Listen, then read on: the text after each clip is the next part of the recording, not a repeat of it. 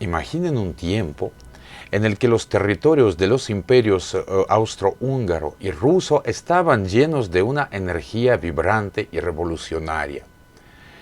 Surgió un movimiento social y político que sacudió las bases mismas de estas potencias imperiales. Y soy Les Sarokin y hoy les propongo hablar acerca del nacionalismo ucraniano. Este movimiento abogaba por algo verdaderamente significativo: el reconocimiento de la nación ucraniana con su propia lengua, historia y cultura. Fue una chispa de identidad y orgullo que no solo definió a una nación, sino que también se convirtió en uno de los movimientos nacionales más importantes del siglo XIX en toda Europa. En el turbulento siglo XIX, el movimiento nacionalista en Ucrania cobraba cada vez más fuerza, especialmente entre los valientes oficiales cosacos, influenciados por los movimientos de libertad y reforma que barrían Europa aquellos tiempos. Estos líderes comenzaron a forjar un camino hacia autoidentificación y la autonomía. A mediados del siglo XIX, la rígida y opresiva política imperial rusa no hizo más que avivar el fuego del nacionalismo ucraniano. Los ucranianos, cansados de ser meros sujetos bajo el yugo del imperio, comenzaron a levantar sus voces y a unirse en su lucha por los derechos culturales y políticos. Este movimiento no solo buscaba preservar su rica historia y cultura, sino que también exigía cambios estructurales y políticos radicales. Con la llegada del siglo XX, la lucha alcanzó un nuevo nivel. Se formaron partidos ucranianos que impulsaron la eliminación de la autocracia zarista, la implementación de un sistema parlamentario y la concesión de libertades democráticas. Estos partidos se convirtieron en faros de esperanza y resistencia para millones de ucranianos que anhelaban un futuro mejor. La escena estaba lista para un cambio monumental, con un pueblo decidido a reclamar su identidad y a trazar su propio destino. La nación ucraniana estaba en marcha y nada podía detener su avance hacia la libertad y la dignidad. La separación de los ucranianos de la comunidad cristiana de la mancomunidad polaco-lituana se basó en su identidad étnica y fue influenciada por el auge de las ciudades como centros intelectuales, el entendimiento religioso entre ortodoxos y católicos y la difusión del movimiento protestante. La Revolución Nacional del año 1648, que terminó en 1676, fortaleció la autoidentificación ucraniana, pero tras aceptar el patrocinio del zar de Moscú. Estos procesos se desvanecieron gradualmente. La élite cosaca, buscando igualar sus derechos y privilegios con los de la nobleza moscovita, optó por una identidad de clase. Esto les permitió acceder a tierras, títulos y una posición social elevada. Al integrarse en la estructura de poder del Imperio ruso, podían influir en las decisiones políticas y económicas del imperio, manteniendo y aumentando su poder y riqueza. El impulso para el renacimiento de la identidad nacional ucraniana provino de los cambios históricos europeos del siglo XVIII, que despertaron en la élite ucraniana la necesidad de encontrar su propia verdad ucraniana. Aunque al principio esta búsqueda estuvo subordinada principalmente a los intereses creados de los oficiales cosacos, la consolidación en torno a las ideas de republicanismo les permitió ir más allá de los intereses corporativos y sentar las bases para la formación de la nación ucraniana moderna. En abril de 1791, Vasil Kapnist, junto con su hermano Petro, realizó una visita a Berlín en nombre de los círculos patrióticos ucranianos. negoció con representantes de los círculos gubernamentales prusianos la posibilidad de recibir ayuda en caso de una protesta armada abierta contra la autocracia rusa, una jugada valiente y arriesgada. En 1821, Vasil Lukashevich fundó la Hermandad Secreta de Malorossia. Recuerdo que Malorossia se llamaban en aquel entonces los territorios ucranianos étnicos dentro del Imperio Ruso, con el objetivo de crear un Estado ucraniano independiente. Esta sociedad tenía secciones en Kiev, Poltava, Chernihiv y otras ciudades y mantenía estrechas relaciones con la Sociedad de los Eslavos Unidos y con organizaciones patrióticas polacas, como la Sociedad Templaria. Sin embargo, en 1826 los miembros de la Sociedad Secreta de Malorossia fueron arrestados, mostrando el implacable control del Imperio Ruso. En enero de 1846 la ciudad de Kiev se convirtió en el escenario de la creación de una organización política secreta, la Hermandad de Cirilo y Metodio.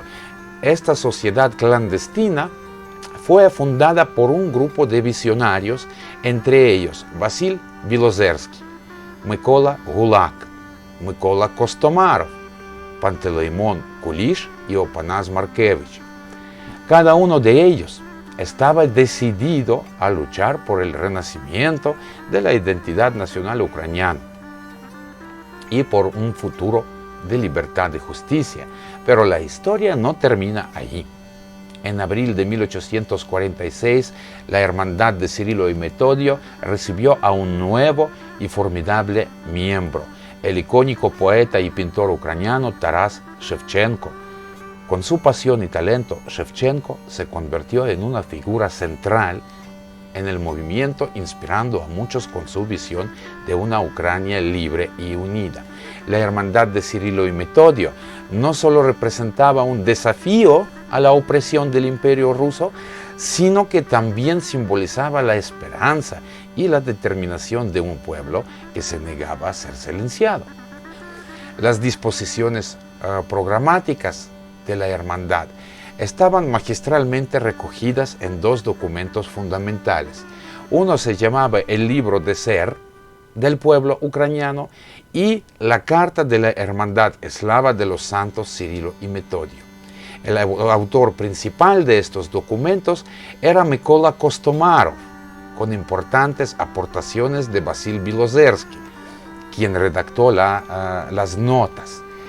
Estos escritos se basaban en las poderosas ideas del renacimiento nacional ucraniano y el paneslavismo, consolidando la identidad y el propósito de este movimiento. La Hermandad de Cirilo y Metodio fue una de las manifestaciones más emblemáticas en el surgimiento del movimiento nacional en las tierras ucranianas. Representaba también la identificación del movimiento paneslavo, impulsado por las ideas de liberación que surgieron durante la crisis revolucionaria paneuropea, conocida como la Primavera de las Naciones. La Hermandad de Cirilo y Metodio tenía una visión transformadora para el futuro. Buscaban construir una sociedad fundamentada en la moral cristiana, donde la igualdad de derechos prevaleciera para todos los pueblos eslavos, independientemente de su lengua, cultura o educación. Su objetivo era formar una federación democrática de pueblos eslavos, donde cada nación pudiera florecer en armonía y cooperación.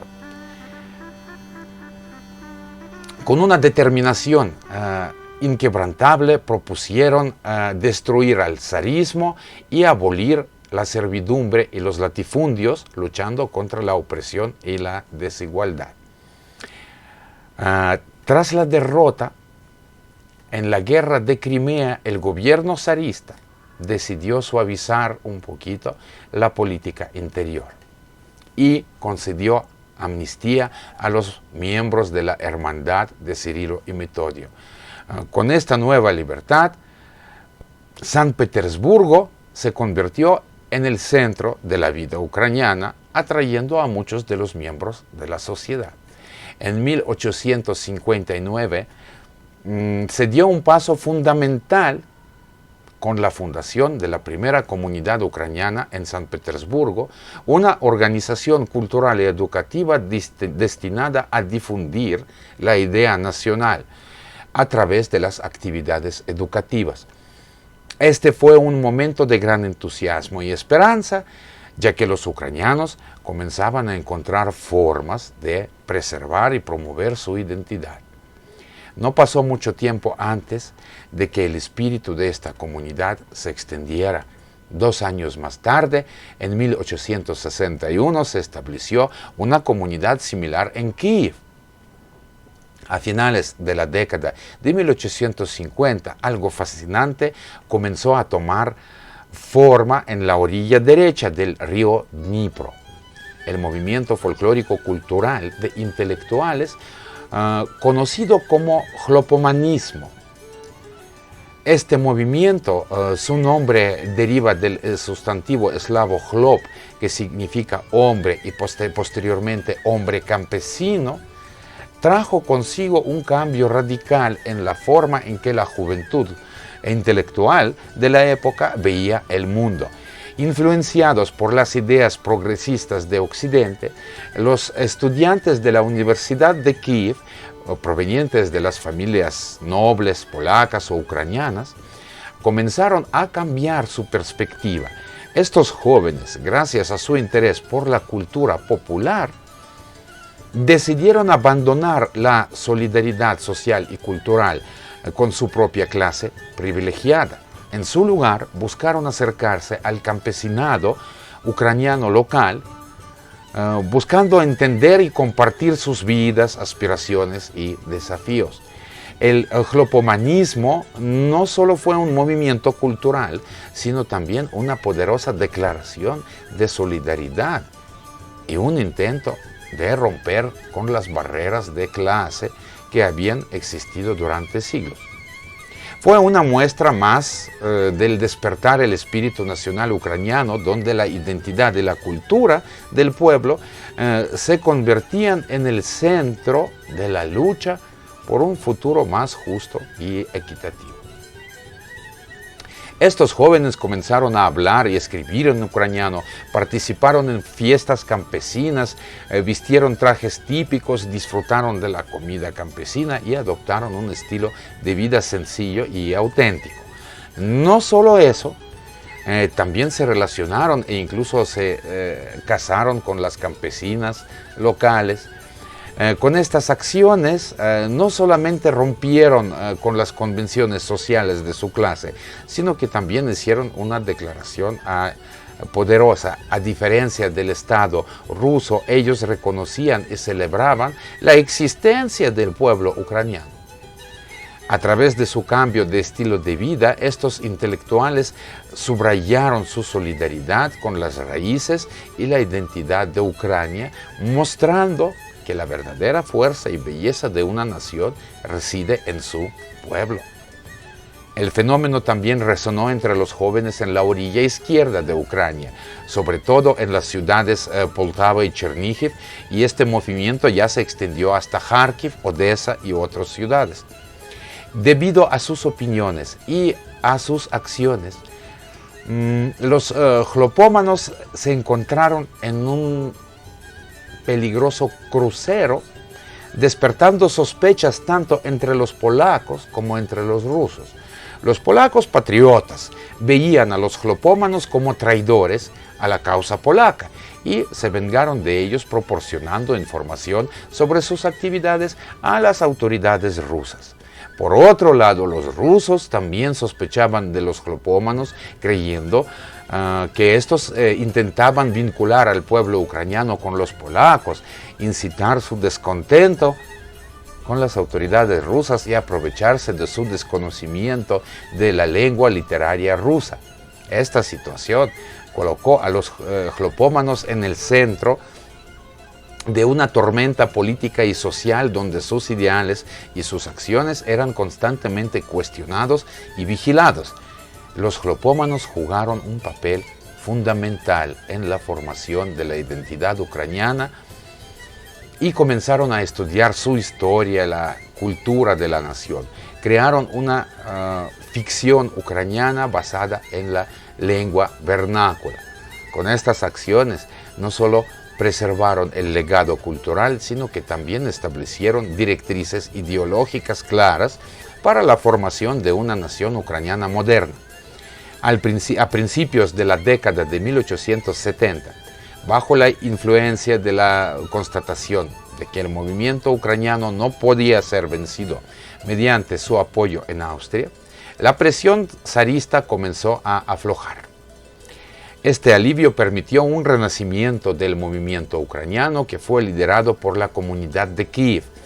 Uno de los intelectuales más influyentes de este periodo fue Mikhailo Dragomanov, cuyas ideas resonaron profundamente en la sociedad ucraniana. Dragomanov defendía que la nación ucraniana debía volver a la familia de las naciones culturales europeas de la que había formado parte hasta finales del siglo XVII. Sin embargo, el rápido desarrollo de la vida ucraniana provocó nuevas acusaciones de separatismo contra los ucranianos. Las autoridades rusas, las autoridades imperiales consideraban entonces el ucranismo como un movimiento infundado, artificial y traicionero. Su peligro, según ellos, residía en su objetivo de destruir la unidad del imperio ruso, de arrebatar una parte del territorio junto con Kiev. El imperio tenía miedo a los movimientos nacionales, todos los imperios, porque obviamente para cualquier imperio el movimiento nacional es un signo claro de su cercana destrucción.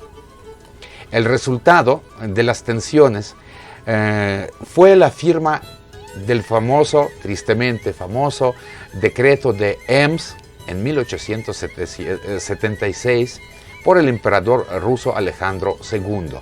Este decreto tenía como objetivo expulsar la lengua ucraniana de la esfera cultural y limitarla en el uso cotidiano.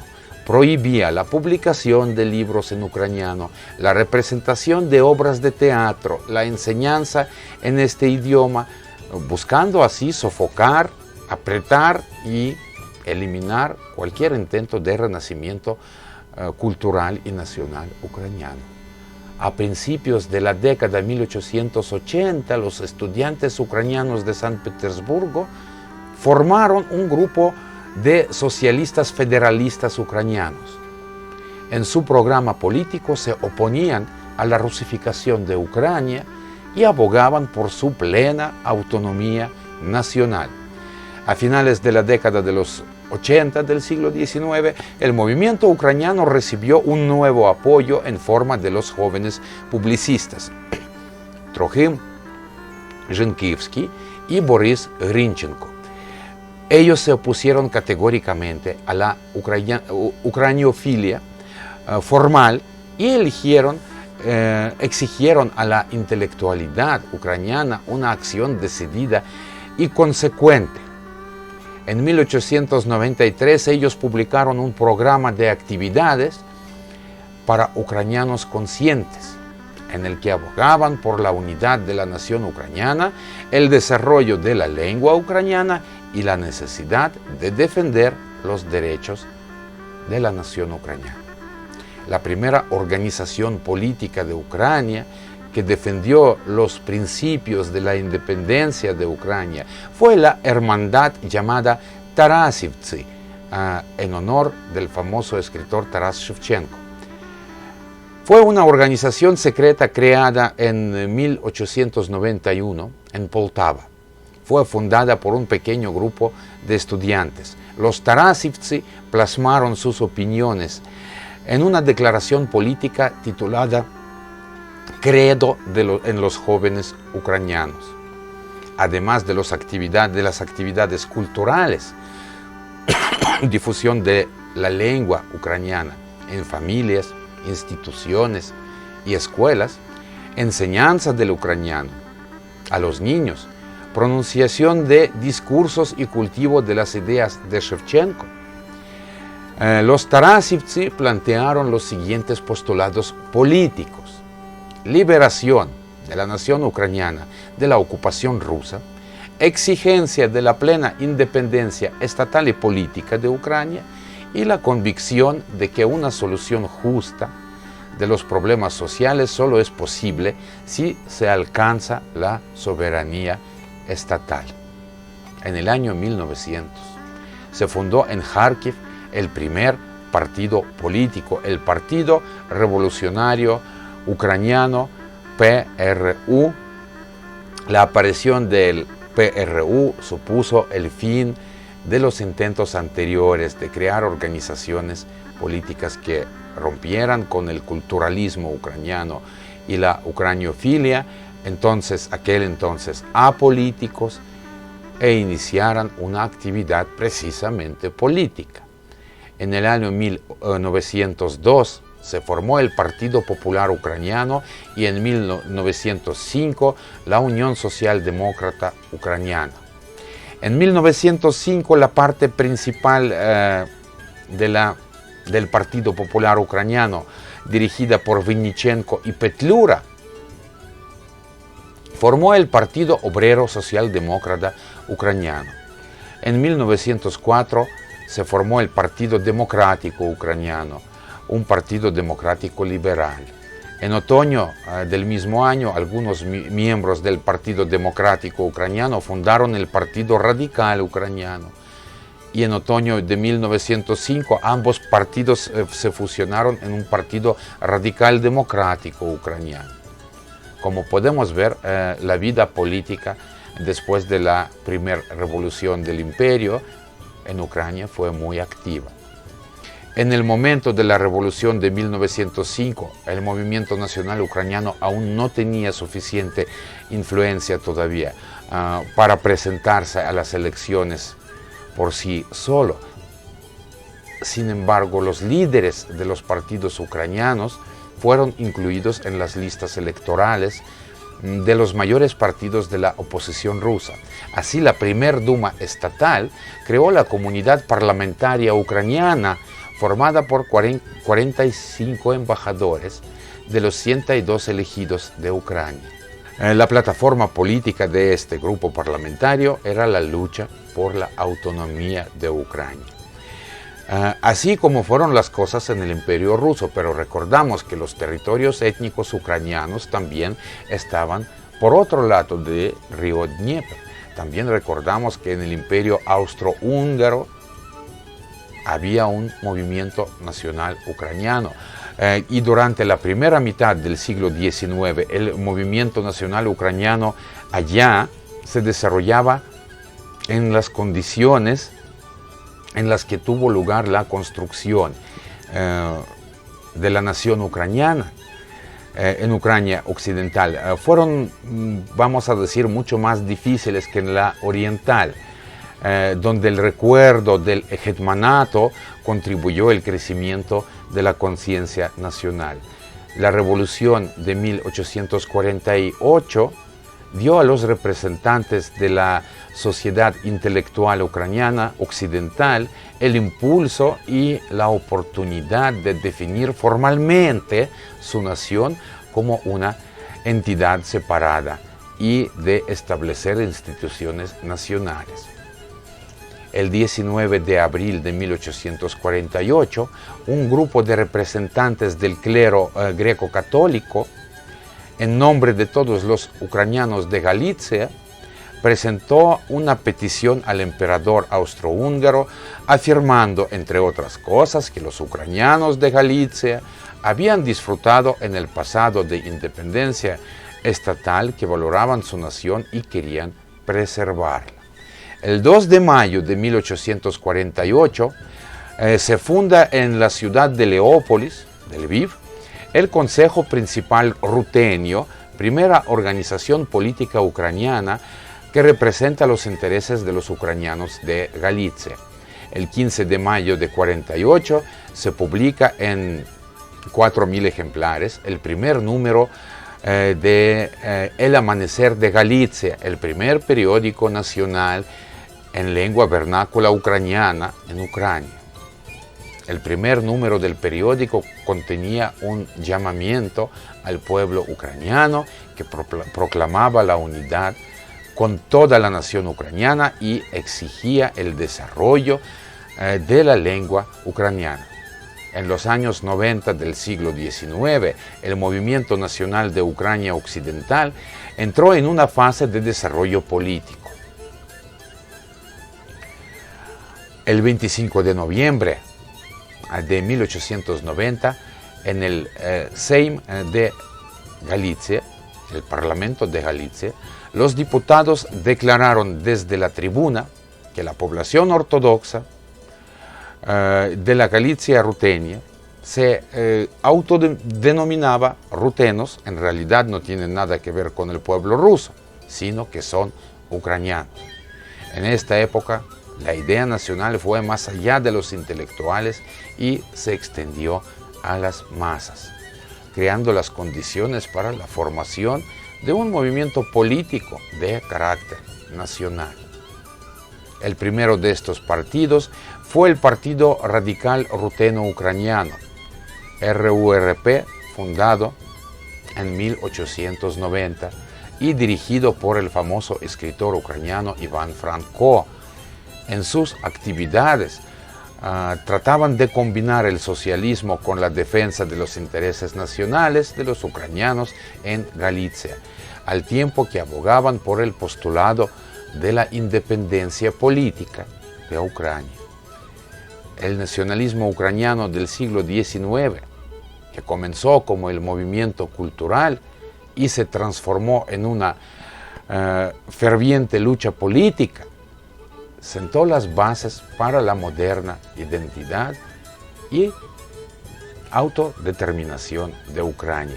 La defensa de la lengua, la cultura y la autonomía ucraniana durante este periodo crítico ha resonado a lo largo del tiempo, inspirando generaciones sucesivas en su búsqueda de la libertad y justicia. Y hoy en día, la lucha de los ucranianos por la soberanía y la integridad territorial continúa con la misma determinación y coraje que mostraron sus antepasados. La resistencia actual contra la agresión y la opresión externa es un reflejo del espíritu indomable que se forjó durante el renacimiento nacional ucraniano del siglo XIX. Los ucranianos siguen defendiendo su identidad, sus derechos y su territorio, demostrando una vez más que la lucha por la nación y por la cultura es un compromiso permanente. Este vínculo entre el pasado y el presente subraya la importancia histórica del nacionalismo ucraniano y su influencia en la resiliencia y unidad del pueblo ucraniano en los tiempos modernos.